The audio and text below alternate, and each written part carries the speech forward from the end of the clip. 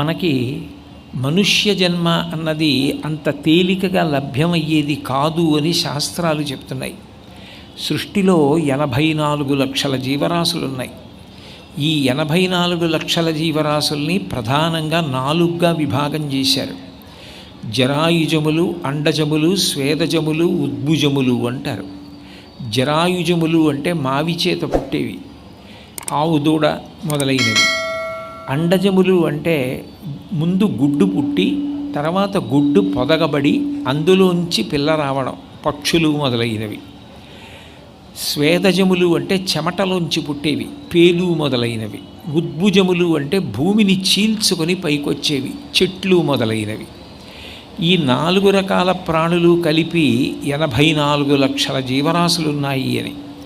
ఈ 84 లక్షల జీవరాశులలో సర్వోత్కృష్టమైనటువంటి ప్రాణి మనుష్యుడు. జంతూనాం నరజన్మ దుర్లభం అంటారు. అసలు నరజన్మ లభించడం అంత తేలిక విషయం కాదు అని శాస్త్రవాక్కు. శంకరాచార్యుల వారు వివేక చూడామణి చేస్తూ ఒక మాట అంటారు, 4 విషయాలు మాత్రం కేవలం భగవంతుని యొక్క అనుగ్రహం చేత మాత్రమే సాధ్యమవుతాయి అంటారు. అందులో మనుష్యత్వం, ముముక్షత్వం, మహాపురుష సంశ్రయం. అసలు ఎన్నో జన్మలు ఎత్తుతూ ఉంటారు జీవులు. అందులో మనుష్య జన్మలోకి రావడం, మనిషిగా పుట్టిన తరువాత అసలు భగవంతుడెవరు, భగవంతుడి గురించి తెలుసుకుందాం, మనిషిగా నాకున్నటువంటి గొప్పతనం ఏమిటి, మిగిలిన ప్రాణుల కన్నా ఎందుచేత మనుష్య ప్రాణి చాలా గొప్పది అని చెప్పబడింది అన్న విషయాన్ని తెలుసుకొని తద్వారా మనుష్య శరీరాన్ని సక్రమంగా వినియోగించుకొని ఇంకా మళ్ళీ పుట్టవలసిన అవసరాన్ని పోగొట్టుకోగలిగిన స్థితికి ఎదగగలగడం, అది ముముక్షత్వం. 3వది మహాపురుష సంశ్రయం. అటువంటి మార్గంలో నడిపించగలిగిన మహానుభావులు ఎవరుంటారో అటువంటి మహానుభావులతోటి పరిచయం కలగడం, వారిని సేవించగలగడం. ఇవి చాలా గొప్ప విషయాలుగా వివేక చూడామణిలో శంకరాచార్యుల వారు చెప్తారు. అటువంటి చాలా గొప్పదైనటువంటి జన్మలలో ఒకటి మనుష్యత్వం, మనిషిగా పుట్టడం. అటువంటి మానవ జన్మ ఎందుచేత అంత గొప్పది అంటే ప్రధానంగా మనిషి జన్మకున్నటువంటి గొప్పతనం, మనిషికి బుద్ధి ఉంది, వాక్కు ఉంది. మనిషి మాత్రమే మాట్లాడగలడు, మిగిలిన ప్రాణులు మాట్లాడవు. అట్లాగే మనిషికి మాత్రమే బుద్ధి ఉంది. ఆ బుద్ధి ఉన్న కారణం చేత మనుష్యుడు శాస్త్రము చేత ప్రతిపాదింపబడిన విషయాన్ని తెలుసుకోగలుగుతాడు. ఇవి మనిషికి ఉన్నటువంటి గొప్పతనం. వాక్కు చేత తాను తరించడం, తాను మంచి మాటలు మాట్లాడగలగడం, తద్వారా అవతల వారిలో ఉన్నటువంటి అజ్ఞానాన్ని తొలగించగలగడం. ఇది కేవలం మనుష్యులకు తప్ప అన్యులకు సాధ్యం కానటువంటి విషయం. అంటే ఇతర ప్రాణులకు అది సాధ్యం కాదు. అంత గొప్పదైనటువంటి మనుష్య జన్మ అసలు లభ్యం కావడమే చాలా గొప్ప. మిగిలిన ప్రాణుల కన్నా మనుష్య ప్రాణి ఎంత గొప్ప స్థితిని పొందగలడో మనకి శాస్త్రాలు నిరూపణం చేశాయి. తిరియక్కులు అని ఉంటాయి.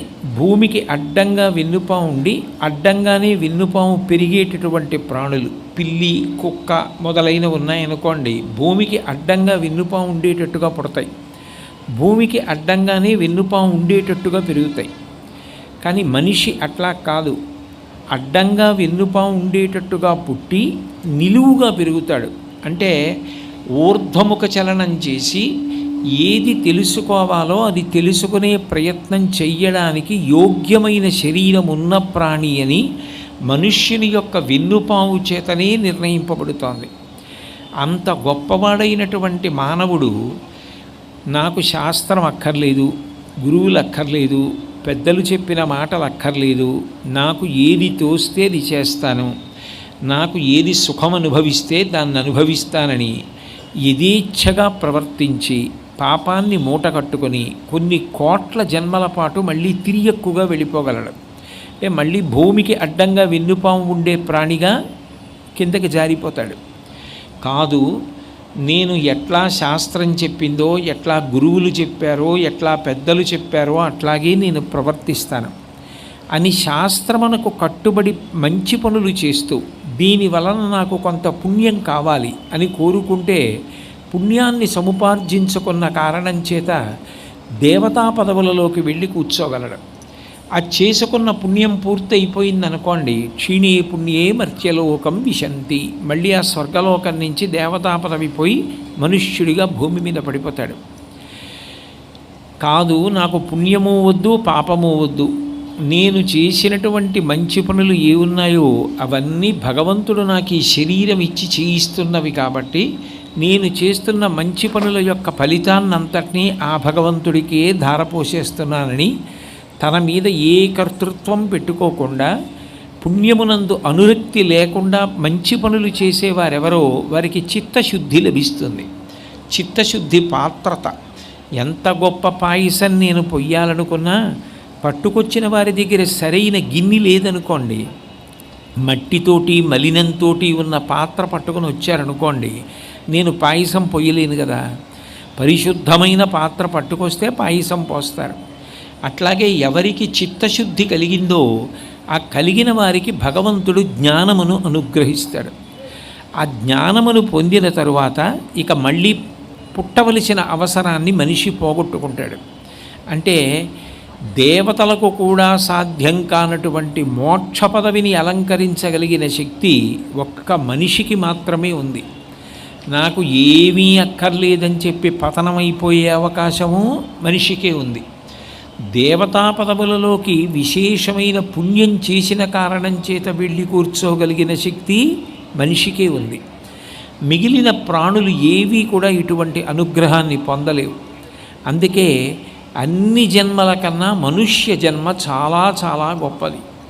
అటువంటి మనుష్య జన్మ సార్థక్యం చేసుకోవడం అవసరం. పెద్దలు మనకి స్వాతంత్ర్యం తీసుకొచ్చారు. వారు మనకి స్వాతంత్ర్యం తీసుకురావడం ఒకెత్తు, మనం ఆ స్వాతంత్ర్యాన్ని నిలబెట్టుకుని అభివృద్ధిలోకి రావడం ఒకెత్తు. పెద్దలు బోలెడంత ఐశ్వర్యాన్ని సంపాదించి మనకి ఇవ్వచ్చు, కానీ వారు సంపాదించిన ఐశ్వర్యాన్ని నిలబెట్టుకోవడం, వృద్ధిలోకి తెచ్చుకోవడం మనం చెయ్యవలసిన కర్తవ్యం. అట్లాగే భగవంతుడు అనుగ్రహించి మనకి ఇంత గొప్ప శరీరాన్ని ఇచ్చాడు, మనుష్య జన్మనిచ్చాడు. ఈ మనుష్య జన్మలో మనం ప్రయత్నపూర్వకంగా సంపాదించుకోవలసిన విలువలేవి, ఏవి తప్పకుండా మనం పొంది ఉండాలి అన్నదాని గురించి గౌతమ ధర్మ సూత్రాల్లో గౌతమ మహర్షి మాట్లాడతారు. మహర్షులు దార్శనికులు. వారు మనకి ఏ విషయాన్నైనా నిస్వార్థంగా మన యొక్క అభ్యున్నతిని కోరి చెప్పగలిగిన మహాత్ములు. అటువంటి గౌతమ మహర్షి ధర్మసూత్రాల్లో 8 విషయములు చెప్పాడు. చెప్పి ఈ 8 గుణములను మనిషి పొందాలి. పొందితే అటువంటి మనుష్య జన్మ పరిపూర్ణమైనటువంటి మనుష్య జన్మ అవుతుంది అని చెప్పాడు. దానిలో మాట్లాడుతూ దయా సర్వభూతేషు, శాంతి, అనసూయ, శౌచం, అనుద్వేగం, దానితో పాటుగా మనిషి పొంది ఉండవలసినది మాంగల్యం, అకార్పణ్యం, అస్పృహ, చేష్టద, ఆత్మగుణాహ అన్నాడు. ఈ 8 కూడా మనిషి పొందవలసినటువంటి ఆత్మగుణములు. ఈ 8 గుణములు ప్రయత్నపూర్వకంగా పొందడానికి మనం ప్రయత్నం చేయకపోతే భగవంతుడు ఎంత గొప్ప జన్మ అయినటువంటి మనుష్య జన్మ ఇచ్చినప్పటికీ దాన్ని సార్థక్యం చేసుకోవడం సాధ్యం కాదు. విలువ సంతరించుకోవడము అన్న మాటకు అర్థం ఏమిటంటే, మీరు ఏ ప్రయత్నం చేత ఎన్ని గుణములను పొందుతారో ఆ గుణముల చేత విలువ పెరుగుతుంది. చూడండి, అదే కాగితం, రూపాయి కాగితం, అదే కాగితం 10 రూపాయల కాగితం ఉంటుంది, 50 రూపాయల కాగితం ఉంటుంది, 100 రూపాయల కాగితం ఉంటుంది, ఇంకా ఎక్కువ కూడా ఉంటాయి. విలువ మారినట్లే ఎన్ని గుణములను జీవితంలో బాగా తెలుసుకుని ఉన్నాడు అన్నదాన్ని బట్టి, ఎన్ని గుణములను అనుష్ఠిస్తూ ఉంటాడు అన్నదాన్ని బట్టి మనిషి యొక్క జీవితం విలువ పెరుగుతుంది. తద్వారా భగవంతుడి యొక్క అనుగ్రహానికి పాత్రుడవుతాడు. అందులో అన్నిటికన్నా మొట్టమొదట తెలుసుకోవలసిన గుణం ఏది అంటే దయా సర్వభూతేషు. సమస్త భూతముల యందు దయ కలిగి ఉండవలసినటువంటి అవసరం అటువంటి లక్షణం ఒక్క మనుష్యునకు మాత్రమే ఉంటుంది. మిగిలిన ప్రాణులకు ఈ దయ అన్న మాట అన్వయం కాదు. ఒక పెద్ద పులి ఉందనుకోండి, మీరు పెద్ద పులి దగ్గరికి వెళ్ళి దయ గురించి బోధ చేస్తానంటే కుదరదు. స్వభావరీత్యా అది కరుతో ఉంటుంది. దాని ఆజన్మాంతరం ఆ లక్షణంతో ప్రవర్తిస్తుంది తప్ప అకస్మాత్తుగా దానికి దయ ఏర్పడడం, కరుణతో ప్రవర్తించడం, ఒక్కొక్కసారైనా కనీసం దయతో ఉండడం, ఇటువంటి మాటలు పులికి అన్వయం కావు. కానీ మనిషి అట్లా కాదు. సాటి మనుష్యుల పట్ల కాదు, దయా సర్వభూతేషు, సమస్త ప్రాణుల యందు ప్రేమతో ఉండవలసిన అవసరం ఉన్న ప్రాణి మనుష్యుడు. ఎందుచేతనంటే మీరు చూడండి, సృష్టిలో ఏ ప్రాణి కూడా ఇతర ప్రాణిని ఆహారం కోసం తప్ప ఇతరమైన అవసరం కోసం వాడుకోదు. ఒక మాంసాహారి ఉందనుకోండి, ఒక పెద్ద పులి ఉంటే ఒక లేడిని దేనికి చంపుతుంది అంటే కేవలం దాని మాంసం తిని తన జీవితాన్ని నిలబెట్టుకోవడం కోసం చంపుతుంది. అంతేకాని లేడి చర్మాన్ని ఒలుచుకొని చలివేసినప్పుడు తాను కట్టుకోవడానికో కప్పుకోవడానికో పులి చంపదు. ఏ ప్రాణి కూడా ఇతర ప్రాణిలో ఉన్న గొప్ప విభూతి ఏదుందో తెలుసుకొని తన కొరకు అని వాడుకోదు. కానీ మనిషి మాత్రం ఈ సృష్టిలో ఉన్న సమస్త ప్రాణులలో ఉన్న గొప్ప విభూతి ఏదుందో అది చూసి తన కొరకు వాడుకుంటాడు. అది మనిషికి ఉన్న లక్షణం. ఒక గుర్రం ఉందనుకోండి, దాని డెక్కలు చీలి ఉండవు, కాబట్టి గుర్రం పర్వతాలు కూడా ఎక్కుతుంది. గుర్రం పర్వతాలు కూడా ఎక్కగలదు అని గుర్రం మీద కూర్చొని పర్వతాలు కూడా ఎక్కగలిగినటువంటి లక్షణం మనిషికి ఉంటుంది. మనిషి గుర్రాన్ని వాడుకుని తాను శ్రమపడకుండా కొండెక్కుతాడు. గాడిద బరువు మోస్తుంది, కాబట్టి ఆ గాడిద మీద బరువు వేసి తాను మోయవలసినటువంటి బరువుని గాడిద చేత మోయిస్తాడు.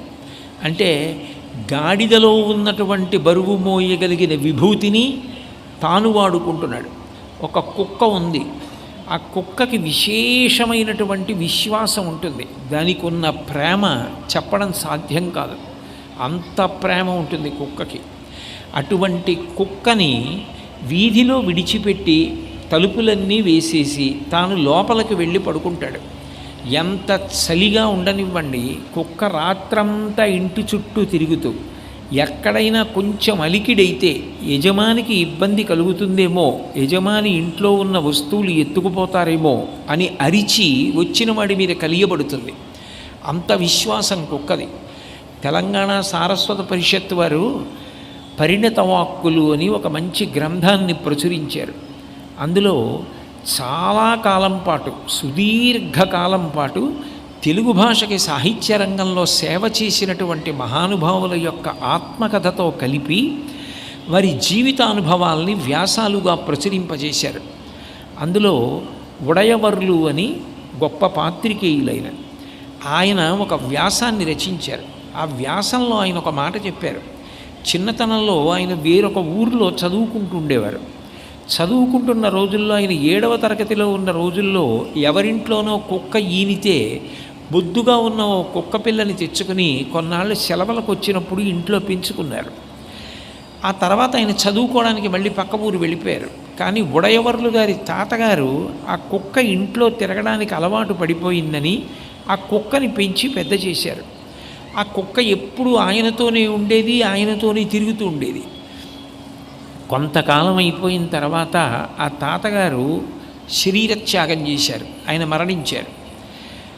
ఈ ఉడయవర్లు గారు కూడా చదువుకుంటున్న ఆయన తాతగారు మరణించారని పై ఊరు నుంచి వచ్చారు. ఆ తాతగారి శరీరాన్ని తీసుకెళ్ళి శ్మశానంలో దహనం చేశారు. ఈ కుక్క కూడా ఆయనతో పాటుగానే వెళ్ళి ఆయన్ని దహిస్తూ ఉంటే ఏడుస్తూ నిలబడింది. 11 రోజుల పాటు అంత్యేష్టి సంస్కారం చేయడానికి ఇంట్లో ఉన్న వాళ్ళందరూ శ్మశానానికి వెళ్ళేవారు. ఈ కుక్క కూడా ప్రతిరోజు అక్కడికి వెళ్ళేది. 11వ రోజు ఆయన అస్థికలు తీసేసిన తర్వాత ఆ మిగిలిపోయినటువంటి బూదిలో అది ఏడుస్తూ దొల్లుతూ అక్కడే పడి ప్రాణం వదిలిపెట్టేసింది. అంటే ఆ తాతగారి పట్ల అంత మక్కువ పెంచుకుంది. ఒక కుక్కకి అంత అభిమానం ఉంటుంది. ఆ విశ్వాసాన్ని వాడుకుని మనిషి తాను లోపల తలుపులు వేసుకొని నిద్రపోతూ ఉంటాడు. కుక్క యొక్క సేవ ద్వారా తన ఆస్తిని రక్షించుకుంటాడు, తాను భద్రంగా ఉంటాడు. ఇట్లా సృష్టిలో ఎన్ని ప్రాణులున్నాయో అన్నిటిలో ఉన్నటువంటి గొప్ప గొప్ప విభూతులన్నింటినీ మనిషి తీసుకుంటాడు. కోయిల పాట పాడిందనుకోండి, అది పంచమస్వరం చేసి సంగీతం నేర్చుకుంటాడు. నెమలి నాట్యం చేసిందనుకోండి, దాంట్లోంచి నృత్యాన్ని అభ్యాసం చేస్తాడు. జంతువుల యొక్క చర్మంతో మృదంగాదులు తయారు చేసి వాయిస్తాడు. ఆవు పాలు గొప్పవి, అవి తీసుకెళ్ళి శివలింగానికి అభిషేకం చేసి తాను ఇక్కడ పైలోకాల్లో సౌఖ్యం పొందుతాడు. మారేడు చెట్టు కదలదు, మారేడు దళాలు తాను కోసుకుని శివార్చన చేసి తరిస్తాడు. సృష్టిలో ఎన్ని ప్రాణులున్నాయో అన్ని ప్రాణుల యొక్క విభూతిని మనిషి వాడుకుంటాడు. అలా వాడుకుంటున్న మనిషికి ఉండవలసిన లక్షణం ఒకటి ఉంది, దయా సర్వభూతేషు. అన్ని ప్రాణుల పట్ల దయ ఉండాలి. దయ అంటే ప్రేమ. ప్రేమ ఉండి తీరాలి అని నేను అన్నాను అనుకోండి, అట్లా దయని పుట్టమంటే పుట్టదు. నిర్బంధంగా ప్రేమించడం ఎవరికీ సాధ్యం కాదు. ప్రేమ అన్నది మనసులో పుట్టాలి తప్ప మీరు వీరిని ప్రేమించి తీరండి అంటే పక్కవారిని ఎలా ప్రేమిస్తారు? ప్రేమించడానికి ఒక కారణం ఉండాలి. శాస్త్రం దాని గురించి మాట్లాడింది. ఎందుకు అన్ని ప్రాణులను ప్రేమించగలగాలి అంటే, ఆత్మవత్ సర్వభూతేషు. ప్రహ్లాదోపాఖ్యానంలో, ఆ భాగవతంలో ప్రహ్లాదుడి యొక్క గుణములను చెప్తూ అంటారు, తన యందు సర్వభూతముల యందు ఒక భంగి సమహితత్వంబున పరగువాడు. నాలో ఏ జీవుడున్నాడో అదే జీవుడు అందరిలోనూ ఉన్నాడు. ఆకలి వేస్తే నాకెంత బాధ కలుగుతుందో అవతల వారికి కూడా అంతే బాధ కలుగుతుంది. కాబట్టి ఇందులో ఉన్న ప్రాణానికి అందులో ఉన్న ప్రాణానికి, ఇందులో ఉన్న జీవుడికి అందులో ఉన్న జీవుడికి భేదం లేదు. కాబట్టి అవతల ఉన్నటువంటి జీవుడి బాధ చూసి తాను తట్టుకోలేని స్థితిని పొందాడనుకోండి, అది ప్రేమ, అది దయ.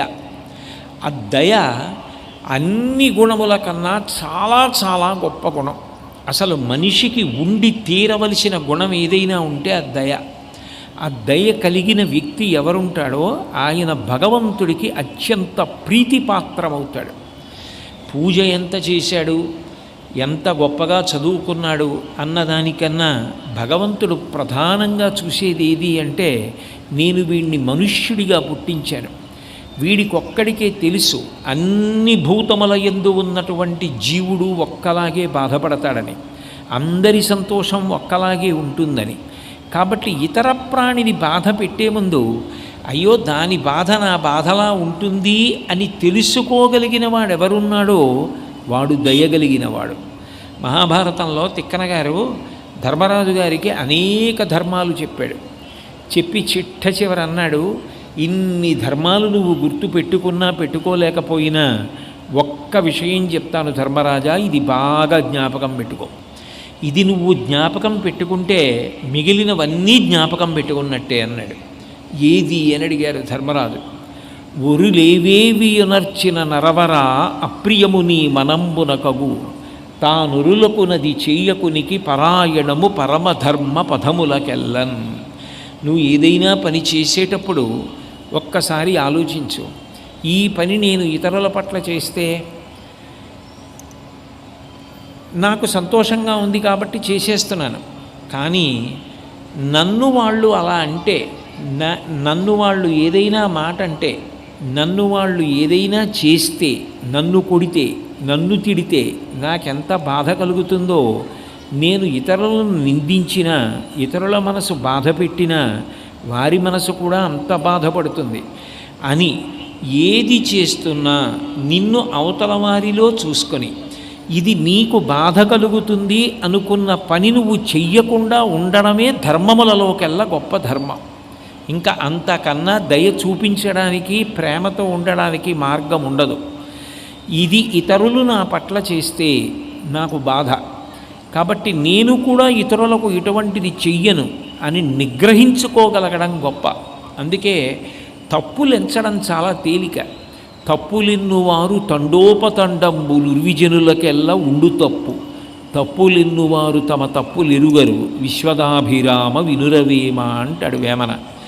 ఇతరుల తప్పులు పట్టమంటే ఎన్ని తప్పులైనా పడతారు, కానీ ఇతరుల తప్పు పట్టే ముందు తమ ఎందు ఎన్ని తప్పులున్నాయో పరిశీలనం చేసుకోవడం అలవాటైతే, ఓ మనం తొందరపడి తప్పు పట్టకూడదు, తప్పు పట్టడానికి ముందులో అవతల వారి వ్యక్తిత్వం ఏమిటో, వారి యొక్క జీవన విధానం ఏమిటో, వారు ఎంత ఉపకారం చేసిన వారో తెలుసుకుని మనం ప్రవర్తించాలి తప్ప అదే పనిగా తప్పు పట్టడం గొప్ప కాదు. అవతల వారిని మన్నించడం, గౌరవించడం, ప్రేమించడం గొప్ప. నిజంగా ప్రేమించినది హృదయమైతే నీకు తప్పు కనపడితే, అయ్యా ఇది ఎందుకు చేశారండి అని నువ్వు అడగగలగడం గొప్ప, బాధించడం గొప్ప కాదు. అది మనిషి సంతరించుకోవాలి జీవితంలో. అది రానప్పుడు ఎంత గొప్పవాడైనా ఆ దయాగుణం అలవడకపోతే దేవతలు సంతోషించరు. మీరు అందుకే మన పురాణ వాంగ్మయాన్ని పరిశీలించండి. కొన్ని ఘట్టాలు చాలా చిన్న చిన్న ఘట్టాలు ఉంటాయి, కానీ అవి అద్భుతమైనటువంటి ఘట్టాలు. భాగవతంలో నవమస్కంధంలో రంతిదేవోపాఖ్యానం అని ఒక ఉపాఖ్యానం ఉంది. రంతిదేవుడు గొప్ప మహారాజు. ఆయన ఒకానొకప్పుడు రాజ్యంలో కాటకం, అనావృష్టి ఏర్పడిన కారణం చేత తినడానికి కూడా ఏమీ లేదు. చాలా కాలం ఏమీ తినకుండా ఉండిపోయాడు. ఎట్టకేలకి ఆయనకి తినడానికి కొంత పదార్థం దొరికింది. ఆయన తినబోతున్నాడు. అంత ఆకలితో ఉండగా తినబోతుంటే ఎవరో వచ్చి అడిగితే కోపం వస్తుంది. కానీ రంతిదేవుడు ఆకలితో ఉన్నాను, నేను చనిపోయేటట్టున్నాను, నాకు పెట్టు అని దీనంగా వచ్చి అడిగిన వ్యక్తికి పెట్టకుండా ఉండలేక తాను తినవలసిన పదార్థం పెట్టేశాడు. కొద్దిగా నీళ్లున్నాయి, అవి త్రాగబోతుంటే ఇంకెవరో వచ్చి ఆ నీళ్లు అడిగారు. ఆయన నా దగ్గర నీళ్లు మాత్రమే ఉన్నాయి, ఇవే ఇవ్వగలను అనలేదు. నేను ఏది ఇవ్వలేనో దానికి బాధపడుతున్నానని ముందు దాని గురించి మాట్లాడాడు. అన్నము లేదు, కొన్ని మధురాంబువులున్నవి త్రావుమన్నా రావన్నా, ఎల్ల శరీరధారులకు ఆపద కలిగిన వారి ఆపదల్ గ్రన్నన మాన్పి, వారికి ఉపకారము చేయుట కంటే నాకు మేలున్నదే, నాకు దిక్కు పురుషోత్తముడొక్కడి సొమ్ము పుల్కసా అంటాడు. అసలు ఏదైనా ఒక ప్రాణి కష్టంలో ఉన్నప్పుడు ఆదుకోగలగడం అన్నదానికన్నా అదృష్టమే ఉంటుంది. నేను నీకు ఇవాళ అన్నం పెట్టలేకపోతున్నాను, నా దగ్గర నీళ్లు మాత్రమే ఉన్నాయి, లేనిదేదో చెప్పి బాధపడ్డాడు. అన్నము లేదు, కొన్ని మధురాంబువులున్నవి త్రావుమన్నా, నా దగ్గర అన్నం లేదు, కొన్ని నీళ్లు మాత్రం ఉన్నాయి, ఇదిగో ఈ నీళ్లు తాగని చెప్పి ఆ నీళ్ళు ఇచ్చేశాడు.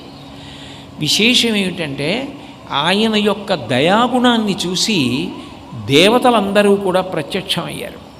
ప్రత్యక్షమై ఇది మనిషికి ఉండవలసిన లక్షణం, ఇంత గొప్ప దయను పొందేవే, ఈ దయని చూసి మేమందరం కూడా చాలా ఆశ్చర్యపోయి నీకు పరీక్ష పెట్టాం, నువ్వు నెగ్గావు అని రంతిదేవుణ్ణి పొగిడారు. అంటే మనిషికి ప్రధానంగా ఉండవలసిన లక్షణం ఏదైనా ఉంటే నిజానికి ఆ దయ. మనకి సనాతన ధర్మంలో మీరు చూడండి, అసలు భగవంతుని యొక్క మొట్టమొదటి లక్షణమేమి అని అడిగారనుకోండి, దయ. అందుకే మీరు చూడండి, ఏ రూపంలో భగవంతుడు ఉండనివ్వండి, ఆ రూపం యొక్క విశేషం చెప్పినప్పుడు ఏది చెప్తారు అంటే ఆయన యొక్క దయను చెప్తారు. రామచంద్రమూర్తి అన్నారనుకోండి, శ్రీ రఘురామచారు తులసీదలధామ శమక్షమాది శృంగార గుణాభిరామ త్రిజగన్నుత శౌర్యరమాలలామ దుర్వార కబంధ రక్షస విరామ జగజ్జన కల్మషార్ణవోత్తారకనామ భద్రగిరి దాశరథీ కరుణాపయోనిధి అంటారు. దయకి సముద్రం వంటివాడు భగవంతుడు. సముద్రం యొక్క లోతు తెలుసుకుందామని ఒక ఉప్పు బొమ్మ ప్రయాణం చేసి లోపలికి వెళ్ళిందనుకోండి, అది బయటికి వచ్చి చెప్పలేదు ఇంకా. ఎందుకంటే సముద్రం యొక్క లోతు తెలుసుకుందామని ప్రయాణం మొదలుపెట్టినటువంటి ఉప్పు బొమ్మ బయటికి వచ్చే లోపల సముద్రంలో తాను కరిగిపోయినట్టు భగవంతుని యొక్క దయాగుణాన్ని తెలుసుకునే ప్రయత్నం చేసినటువంటి మనిషి ఆయన యొక్క దయ యందు కరిగిపోతాడు. సముద్రమంత లోతైన దయగలిగిన వాడా అంటారు.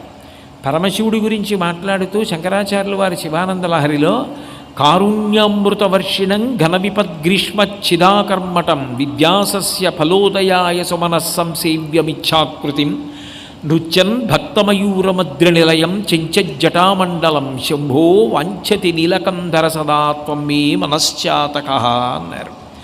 కారుణ్యామృత వర్షిణం, కరుణ అనే వర్షాన్ని కురిపిస్తూ ఉంటాడట శివుడు. అంత దయగలిగిన వాడు పరమాత్మ. నిజానికి అంత దయ భగవంతుడికి లేకపోతే మీరు ఆలోచించండి, ఒక ప్రాణి పుట్టేటప్పటికి ఆయన ముందు సిద్ధం చేస్తున్నది ఏది అంటే ఆహారాన్ని సిద్ధం చేస్తున్నాడు. తండ్రి కోట్లకు పడగలెత్తినవాడు కావచ్చు, కానీ ఒక పిల్లవాడు పుట్టేటప్పటికే తల్లి స్తన్యమునందు పాలు ఊరకపోతే ఆ పిల్లవాడు ఎట్లా బ్రతుకుతాడు? అది మనిషే కాదు, పంది పిల్ల కావచ్చు, కుక్క పిల్ల కావచ్చు. అవి పాలు త్రాగాలి అంటే ఆ తల్లి ఏదైనా తినచ్చుగాక, కానీ అవి పాలుగా మారి పిల్లలకి పట్టి పోషించుకుంటోంది. పిల్లలకి ఎలా తెలిసింది? ఆ స్తన్యమును నోట్లో పెట్టుకుంటే పాలు వస్తాయని. పందికి ఎలా తెలిసింది పిల్లలకి పాలు ఇవ్వాలని? ఎవరు ఆ రెండిటిలోకి ప్రవేశించి పోషణ చేస్తున్నాడు?